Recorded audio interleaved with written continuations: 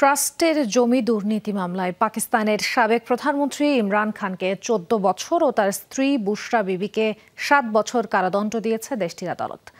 আল কাদি trust দুর্নীতি মামলা হিসেবে পরিচিত এই মামলায় ইমরান খান ও বুশরা বিবিকে দোষী সাব্যস্ত করে আদালত।